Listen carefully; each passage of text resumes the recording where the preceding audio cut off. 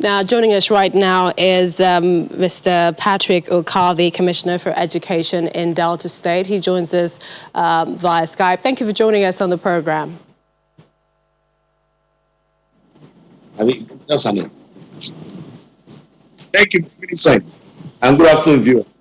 All right. So tell us, in terms of what you've been doing, going around the 3 senatorial districts and monitoring compliance levels as the exiting students write their exams. What have been your observation as to the COVID-19 compliance protocols?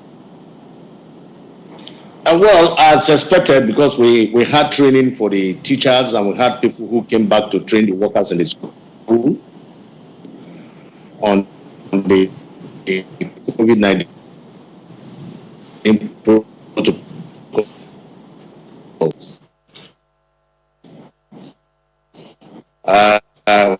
What most is that my visit to most of those schools are not announced. In most cases, I park my car and I walk into the schools, and surprisingly, you find out that everybody was complying. And I think the reason for that was that we have so many people out there monitoring, different agencies in education that were out there monitoring, both the local government, the state, the health institutions. So I was quite impressed with what I saw. And for us to maintain this, maybe one again, children in school now are quite matured in the SS class. We expect a tougher time when the GSS classes comes in or the primary school comes in. So our monitoring will have to improve upon, and we have to be stricter in regular response to check.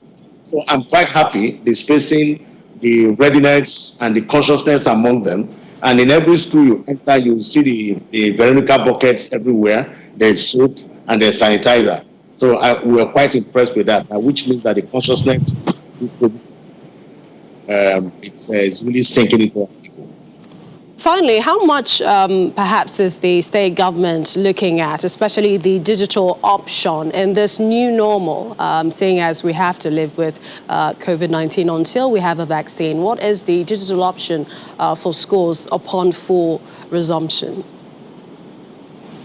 First and foremost, that's actually the new normal that we have to go basically e-learning.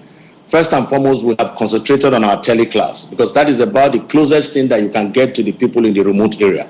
So the challenge we have with the e-learning is, one, what kind of the device we can use that can get easily to the very poor ones. Then fortunately for us, we have gone advanced stage on what we're going to do, which is to provide this hardware in stages until we're able to clean up. Fortunately for us now, we are currently in advanced discussion with the BRACE Commission on having an e-learning platform for the whole of South states. And we are really expediting action in that committee, and we are making sure that any moment from now we'll be able to roll out. But for us in Delta, we have concentrated on the teleclass. And that teleclass, we have expanded our curriculum or the scheme of work to cover both primary school, the junior secondary and the senior secondary.